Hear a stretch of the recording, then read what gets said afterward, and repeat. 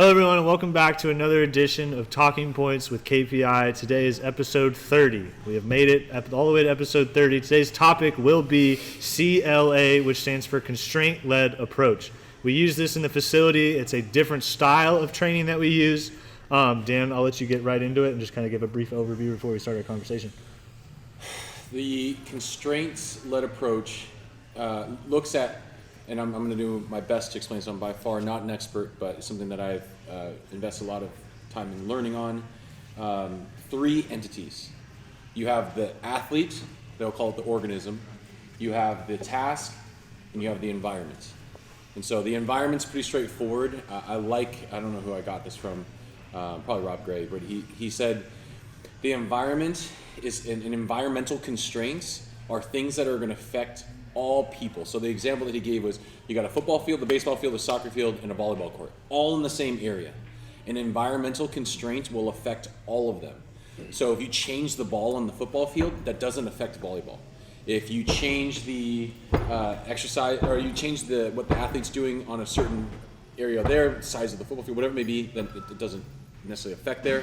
Whereas you change the sunlight, day or night, if you change the weather, rain or dry, those are environmental constraints. And we see this in baseball, where there are certain hitters who do better hitting at night, and certain hitters that do better hitting during the day. Environmental constraints. So secondary to that is the task. So again, we'll use our baseball example again. A hitter, my task right now, I've got runners in first and second, no outs. I'm going to try and square ball up because I want to get an extra base hit to score some runs. Or my task right now is a bunt, I'm getting it down, I'm getting my job done, or I'm a pitcher. That task is specific to that, the context of that instance. And then the organism themselves, the athlete, height, weight, size, strength, power, the mind, intention, I think is a big one that a lot of coaches are talking about. All of those fall into those three categories. So those three things interact, and then movement emerges. And so secondary to that is the idea of what's called perception-action coupling. So perception is really simple, meaning like what I perceive, the information I take in from the environment, from the task, me as an organism, my ability to process that information, that is then going to influence my movements. Where I think this is where a lot of coaches get lost, that they think the movement themselves, the athlete, if I think about my hands doing this, or I think about my hips doing this, that's what's going to lead to the repeatable swing, or that's going to lead to good throwing mechanics. Where no, it's the interaction of the environment, what the organism is capable of, their intentions, and what their physical capabilities are, among other things, and then the task that's been given to them. And as you break those three things down, you need to manipulate them to then get the movements you want, and the way that you can manipulate them is through constraints. And so, that could be as simple as changing the bat they're swinging, changing the ball they're hitting, changing the goal of the task. Hey, I want you to hit line drives. I want this number on the blast motion sensor to be really, really high or really, really low. And so the constraints, a lot of times coaches will go into like physical constraints. I'm going to put a band around your arms because you're casting your hands and I want them to stay tight. Well, that is a way of adding a constraint to a drill, but there's a lot more constraints. I think the one that we've seen in the facility is the perception of success and failure. I don't like hitting in the big cage when everybody's watching, because if I swing and miss, have the perception that I'm failing and everyone thinks that I suck, and that is going to be a constraint where I'd rather just make contact and just put the ball in play than actually try and have the intention of hitting that line drive or smoking that ball. So those two, and again, this is extremely simplified, those two things kind of make up the constraints-led approach, and how we kind of, the basis of what we use in this facility. But I think before we get too granular and specific with our examples on how we use it in here, it's important to highlight that this is all rooted in research and science and skill acquisition. That's actually really old. This is not new stuff. People that study skill acquisition have been on this for quite a while. I think because it is real scientific-y kind of information and stuff, that it hasn't become mainstream and it hasn't had a widespread adoption. But it is very rooted in science and research, and like, hey, this stuff is real. This is how skill acquisition happens the most efficiently. And that's why we use it, because Dan and I have done a lot of research on it, and we've kind of now implemented systems with our hitting and our pitching that revolve around a constraints-led approach. But it is rooted in a really solid foundational piece of research and science. And people get a little, people don't understand it and they don't expect it. People get a little tripped out when they see our environment in here. Very true. And it's not, you don't hear coaches' voices very much in here. No. We coach in the environment. We coach the way we set things up. We coach with our tech.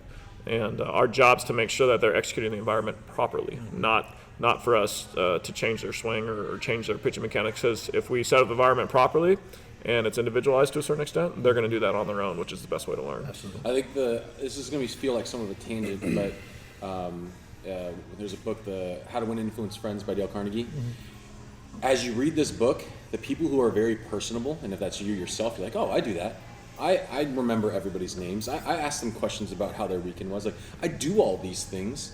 But then once you become aware to that, oh, these are tools in my tool belt for getting people to like me and listen to me, and oh, these are better coaching tools that I can put in my tool belt to coach athletes better, set up better practice plans, create environments or schemes for them to actually do the movements I want them to do, then you can double down on it. And I think a lot of very good coaches do fall into these buckets and the things, and then use the tools that we're talking about, and they do it inherently, whether they are aware of it or not. But once you become aware of this this style of coaching or this way of going about things, then you can double down on it, and it makes things more efficient and more effective. And it enables you, and you've gone through this process of, I can work with more kids now. I can if I take care of the environment, I take care of the right task, I let the strength coach take care of the athlete themselves, strength, size, power, all those things. Yep. Then I can get granular. Then I can get into the nitty gritty, because I know that I've already taken care of most of that needs to be taken care of. So Chase, go into a little bit, because obviously you're the one kind of manning this constraints-led approach inside of the facility. How have you seen the kids? I mean, obviously the ones that started here had been going through it the whole time, so they know nothing different. Sure. But how have you seen the ones that have come from the so-called cookie-cutter approach to where it's, I only swing one way at this facility, to now it's, you have an option.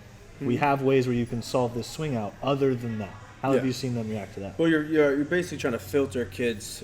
You're filtering, like Dan was talking about, filtering movements into the one that you want, right? And like, that's the idea, because it's actually a lot easier just to tell kids what to do, sure, right? But that doesn't, like, the biggest problem with hitting, like being a hitting coach, is then all of a sudden they get to game time and then they go back to their old stuff, right?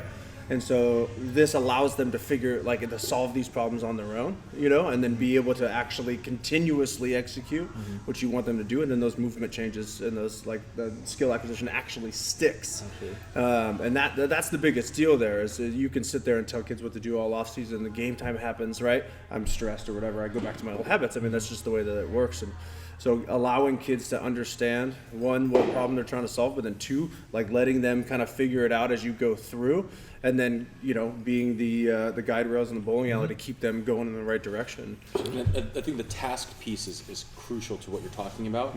I think that the first justification of why we need to coach differently is the common thing almost every kid I sit down with in the assessment process. When you go back to games, you fall back to old habits. Oh yeah, I always get told that. My parents, my mom, my dad, my coach. And it's like, well, that means that you aren't training or developing your skill in a way that is giving you an opportunity to have success on the field. And I think that falls back to that task piece first. Is the task that you're being given from your coaches as relatable to an actual game, or are you just hitting off a tee, or are you just throwing bullpens to a target, or are you just executing this one task in this moment that maybe is a drill that's going to help you, but it's not the true task at hand of being a hitter or being a pitcher in a game. Well, that concept of transferring the training environment to the game environment, which is obviously the whole point of all this, like it centers around the fact that you don't, so like let's say a kid has a crappy swing and we want to change it, theoretically, right? Give them a better swing, okay? You don't change their movement patterns. You create a new one, okay? Like that's how the motor skills work. But what happens is you get under game stress and you go back to your default.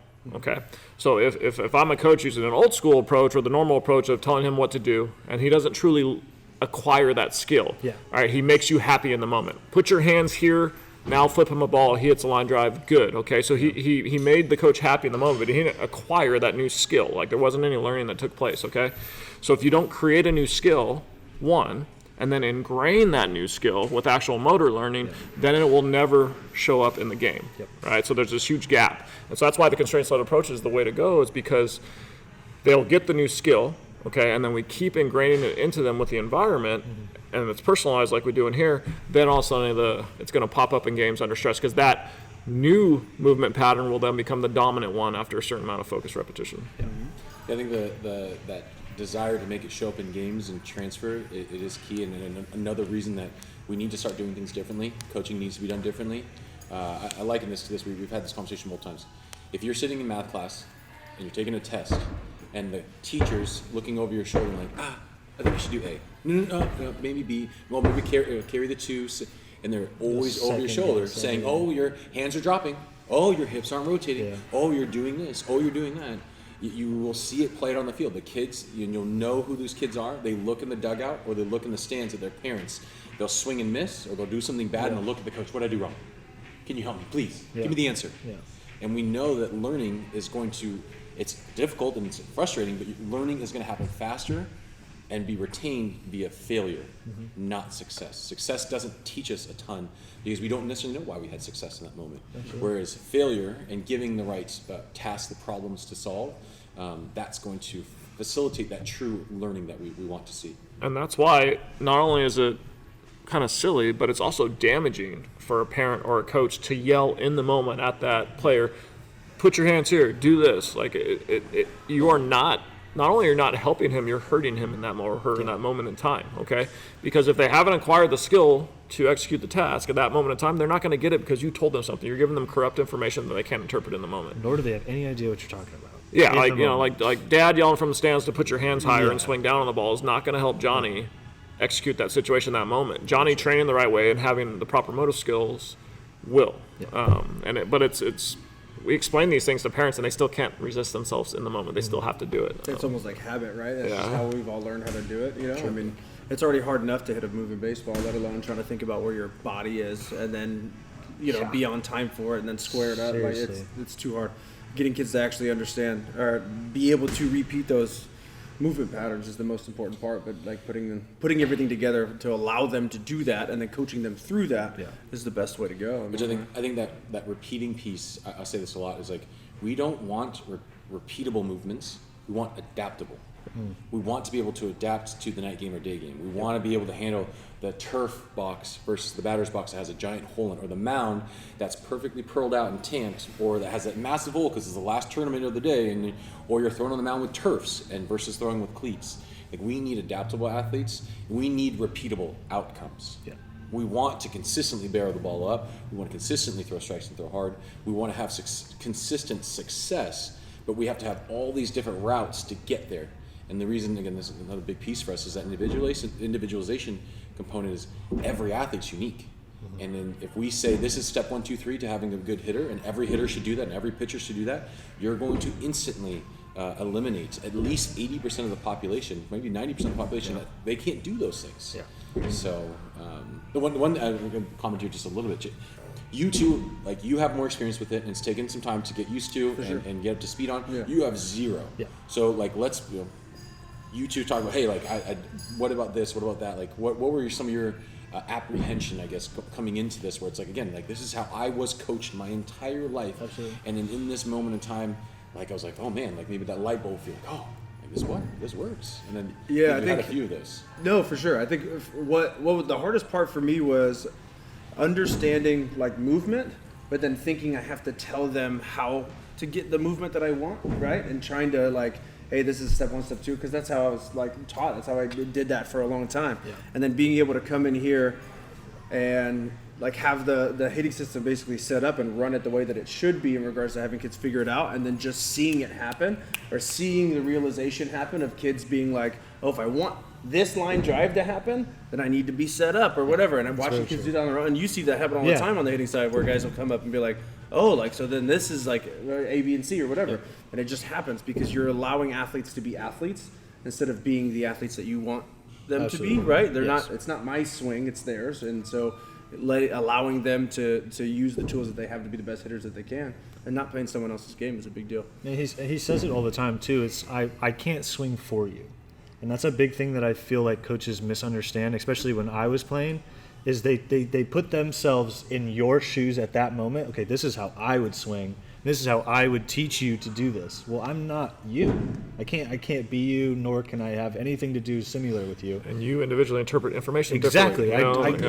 I might take that differently when you say it in context. But one thing that Chase does really well is he lets the players, and I've noticed this with all the coaches, even Curtis, Chase, Patrick, they let the players kind of figure it out themselves. They'll lead them, like he said, they'll put the guardrails there, but they're not going to solve the answer for them. They know the answer, but they want them to get it. They want them to say it so it's verbally affirmated in their head. Okay, I get it now. I just need, okay, I get it. All right, change this. But they never said a thing. It's all them going through it. And that's what and like you said, I don't have zero experience on this, but being able to see that and come up in a baseball background and know a little bit about hitting, it's easy to see, and it runs super smooth. And the kids, another thing I like is that, like, you don't have kids sitting at tees for 45 minutes waiting around like a normal practice would. There's always something to do. You're doing something at all times. Your constraint-led approach is always applicable in whatever you're doing, and the coach is able to get that in there as well. So I from zero experience, it's very nice. To hit on that, actually, what it allows me to do in my mind, and the biggest thing that like got me sold too, is it allows me to be a coach and understand how you process information, understand what else you need outside of like the environment and or like what we set up in here to be able to then do that, and then that then can bleed into more. Like now I'm getting better here and getting better here because we are tailoring everything to how you process information. And we find that the athletes enjoy this approach so much more than the traditional approach. Okay, their entire day, they're squawked at by their parents, by their teachers, by their field coaches. Just constant directive of information into them, instead of them, on the flip side, being able to process an environment and figure it out on their own. Okay, so not only do we know objectively that this is the best way to improve motor skills and acquire new motor skills, but we also can, somewhat subjectively, but based on the the feedback and the retention we have in here, the enjoyment the athlete has with this kind of approach is at a much higher level than just sitting there and having some guy tell you what to do with your hands or your back foot or something. Yeah. I'm going to forget the name. Somebody I follow online calls it the teacher king. Like you're in the front of the room, and I control all the information. I got all the answers. You got to wait for me to give them to you. And once I do, then it's your job to then make sure you remember when we take the test. Because when you fail, it's your fault. But when you have success, it was me. And I'll joke on this where it's like the kid hits a bomb or has a really good outing and it's like, oh, you're welcome. And they'll start, thanks, Dan. I'm like, no, I'm totally kidding. Like it's 100% you, because when you have the success, it's yours. When you have your failure, it's yours. And it will always be that way. And I do think that's something that the kids enjoy in here. And I think on our end, and Dan and I have been through quite a bit of staff at this point in time, it's an ego check for the coach to teach this way and to coach this way. Because basically what the Constraint Led Approach is saying is that the coach's words and directions don't matter very much. Okay? And 95% of coaches think that their word and their direction is the most important thing in the world, to the player. And it's not. We know that not to be true. So you have to kind of, as a coach, step back a little bit and understand, like, I'm coaching in the environment, and now my job is to make sure they execute that environment properly. That's a much different mindset, and it does take some ego checking. And we've had plenty of coaches come in here and really, really struggle with it. Chase adapted and adopted, but we've had coaches kind of not do that, and we've had to kind of part ways. And the line, and it can be kind of harsh sometimes. It's like they always want to say, well, this is what I think works, and not interested in what you think works. All right, I'm interested in what actually works. So, and it's tough. You think of those three things. There is like environment, task, athlete. Absolutely. The coach isn't in that equation. Not saying they're not important, but, and this is something we get knocked on. A lot of kids, I don't get coached a ton in this facility.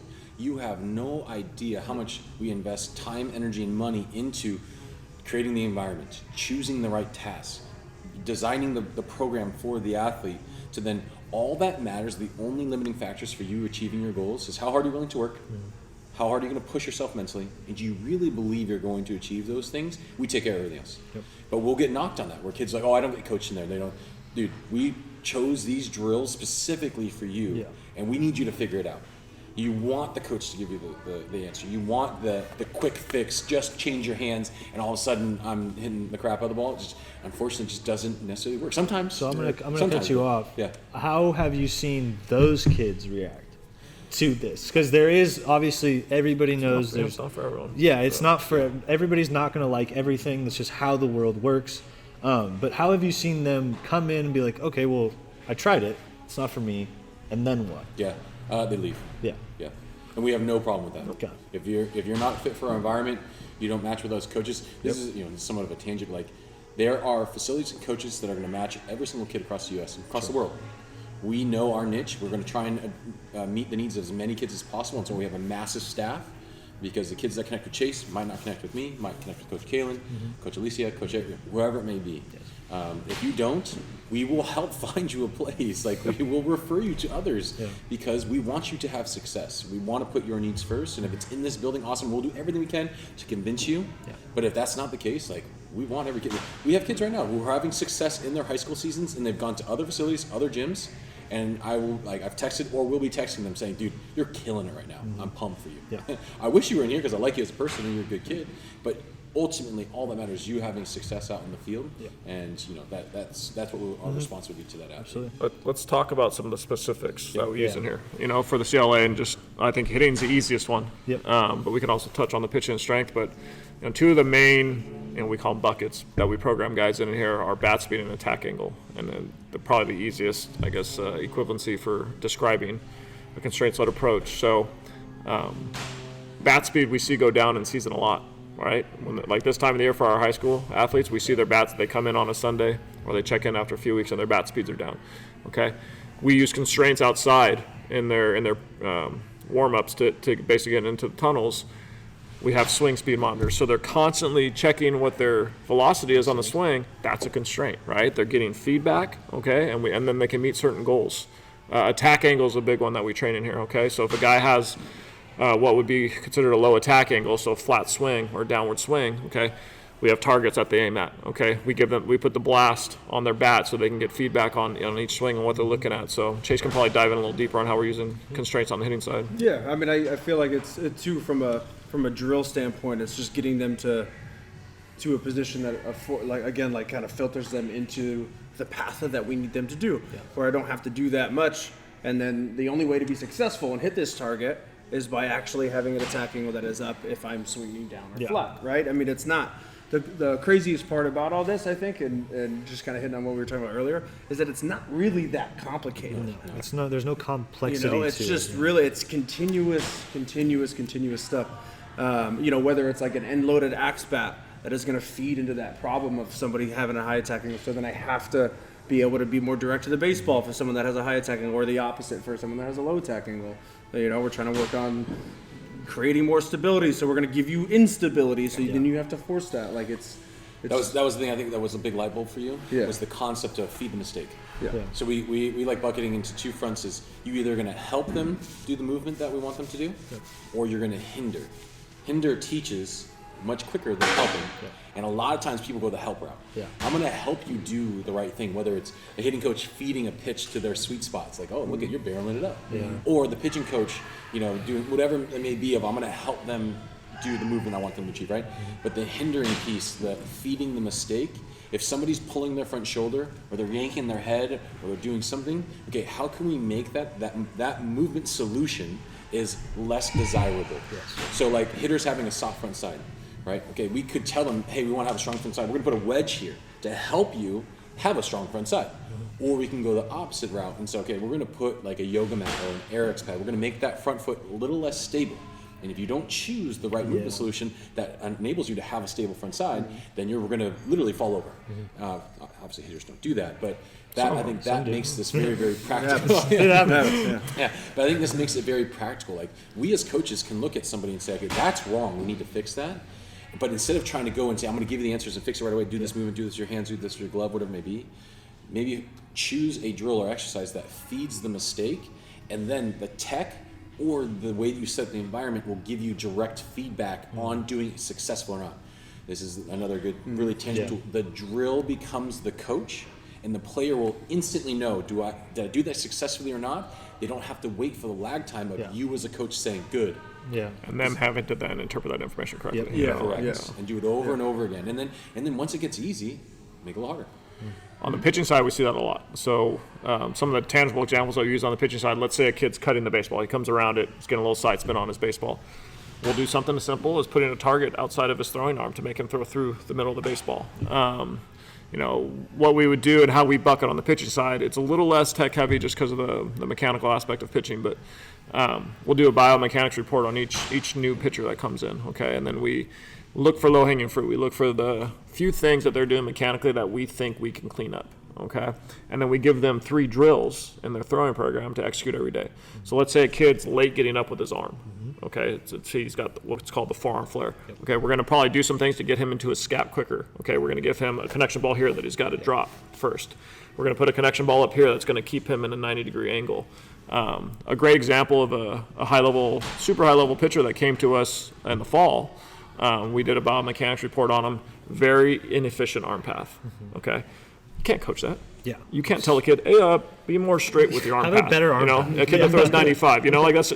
So what do? We put a club in his hand and gave him drills. And guess what a club does? Makes him go direct to the ball. And, I did another, and I think we're going to do a little blog on this, but I did another biomechanics review with him on Sunday. I mean, it was gorgeous. Yeah. And there has been zero talk with him about it. Just execute these drills properly. Awesome.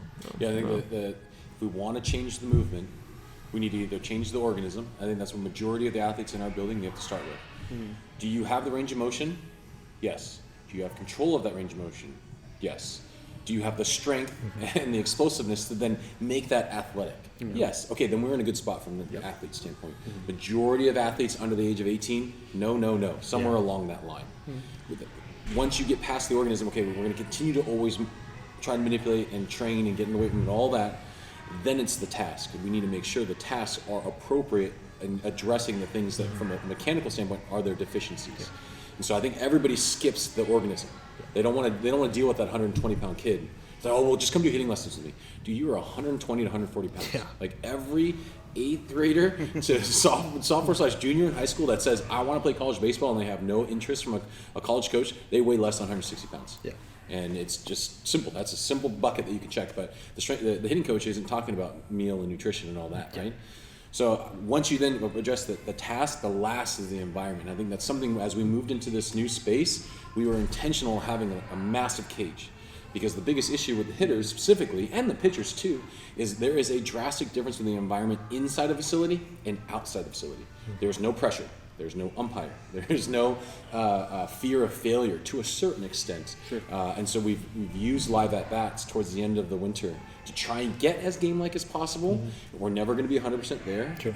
Even if we, God forbid, some point figure out how to have a field, like we'll still never be game-like, because being on the varsity field, playing against your rival, like that pressure and that feeling, we cannot replicate that in that moment. But that should be the progression that we should do as we work through this thought process.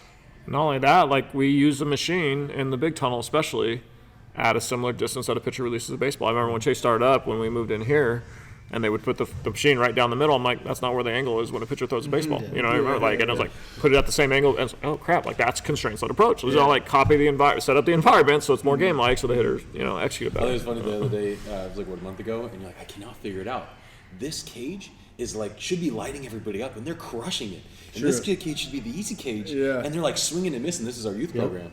And I walk over and it's like, dude, that's Josh Hader arm slot fastball from the left side. Kids don't see that, and they're literally it's right down the middle meatball, but it's coming at a 15 to 20 degree angle from the left side. I was like, but then we had 90 here for the youth kids, and they're just crushing it. I'm like, you have no business hitting that. Yes, that's great. I think some of the New podcast topic, perceptual aspect of hitting. I think the